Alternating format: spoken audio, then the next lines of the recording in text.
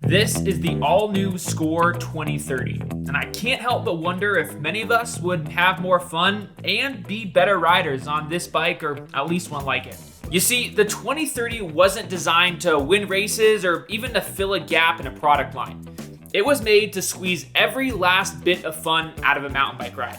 And I don't know about you, but fun is the reason that I got into this sport, and it's still a thing that gets me out riding every weekend. And don't worry, I'm gonna back up that claim and tell you everything you need to know about the new SCOR 2030, but before I do that, go ahead and subscribe to the 99 Spokes channel and let us know in the comments what bike you'd like to see in our next video.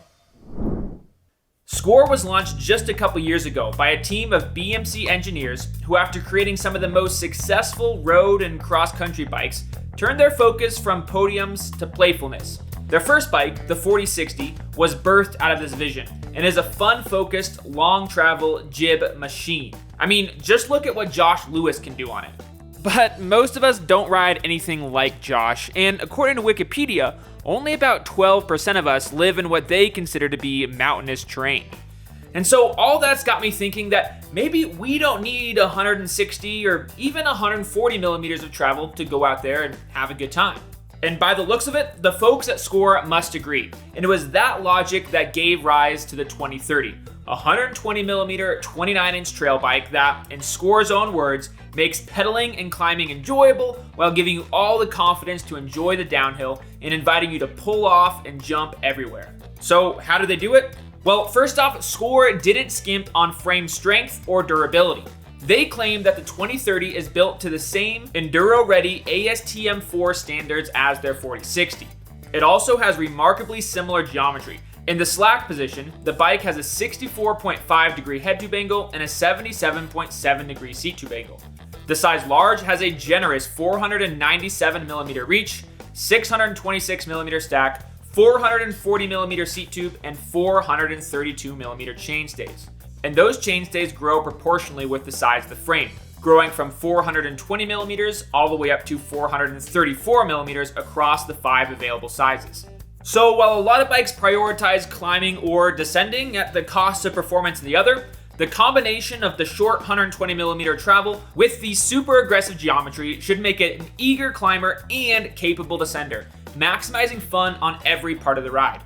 I alluded earlier to the fact that the SCOR has a small amount of geometry adjustment, and that's via a 1 degree angle adjust headset. The frame also features a down tube storage compartment, 2 sets of mounting bolts inside the front triangle, and fully routed, rattle-free internal cable routing that, many of you will be happy to hear, enters through the frame and not the headset. Now, while this bike is designed around 120 millimeters of travel, and the engineers at SCOR say that that's what this bike is optimized for, it can run 130 mil should you choose to get a longer stroke shock in there. Lastly, SCOR offers a pretty cool Make It Yours frame protection package where you can have your own custom design printed on their frame-specific protection. Moving on then to the build kits, and this is where my personal stoke for this new SCOR 2030 starts to taper off just a little bit.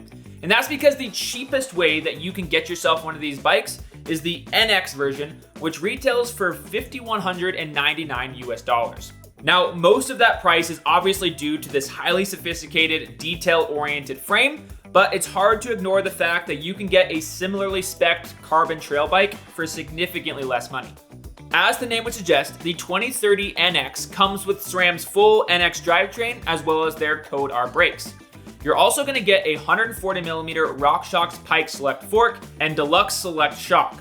This build rolls on SCOR's in-house XDX 530 wheel set wrapped in some pretty dang fast rolling rubber. That's going to be the Maxxis Dissector tire up front and a Recon in the back.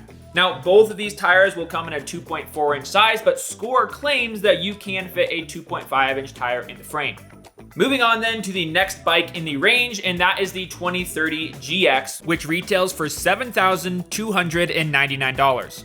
The bike features SRAM's cable-actuated GX drivetrain, and again, at what I would consider to be a relatively high price, it would have been pretty cool to see some electronic shifting on here, but you're not going to get that from any of the bikes in SCOR's lineup.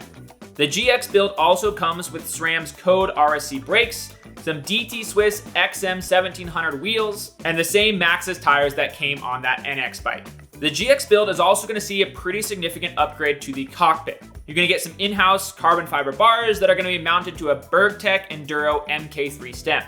Lastly, this GX build comes with the Pike Ultimate fork, once again with 140 millimeters of travel, and the Deluxe Ultimate shock in the back. So you are getting some top-of-the-line suspension from this GX build, and that's pretty cool. But we've still got one more bike to talk about, and that is the 2030 X01, which retails for $9,299. Like I mentioned earlier, you're not going to see any electronic shifting on this bike. Instead, you're going to get that cable-actuated X01 drivetrain, as well as some SRAM G2 Ultimate brakes. And while SRAM still covers the braking and shifting, they're not taking care of suspension. Instead, we're going to get a Fox 34 factory fork up front, once again with 140 millimeters of travel, paired to a Fox Float factory shock in the back. Lastly, the X01 build comes with the DT Swiss XRC 1501 carbon fiber wheel set. It's also worth noting that SCOR does sell the 2030 as a frame set, and that's coming with that same Fox Float factory shock we saw on the X01 build, and it retails for $3,499. So what's the final word on the 2030? Well, I'm sure it's no secret by now that I am pretty dang stoked on this bike. I really think that SCOR hit the nail on the head when designing it. The relatively small amount of travel should keep the bike feeling light, efficient, and maneuverable, while the long, low, and slack geometry will be there to get you out of any sticky situations you might find yourself in. And this combination of ease of handling and forgiveness is why I started this video out by saying that short travel, aggressive trail bikes like the 2030 might just be the Goldilocks bike for experienced riders looking to up the fun level on their local trails. At least on paper, the only downside I see to the 2030 is the price tag. And if you're looking for a more affordable bike with very similar geometry and suspension numbers, check out the Canyon Spectral 125. But that's enough of my thoughts. I want to hear what you think of the all-new 2030. Could it be that perfect all-around bike I claimed it might be at the beginning of the video? Or do you think it's just going to be too many compromises and leave you wanting more on every part of the ride? Let me know your thoughts, as well as if you have any more questions about the SCOR 2030 down in the comments. Then subscribe to the 99 Spokes YouTube channel if you haven't already. And lastly, remember that bikes are for everybody. Have fun out there.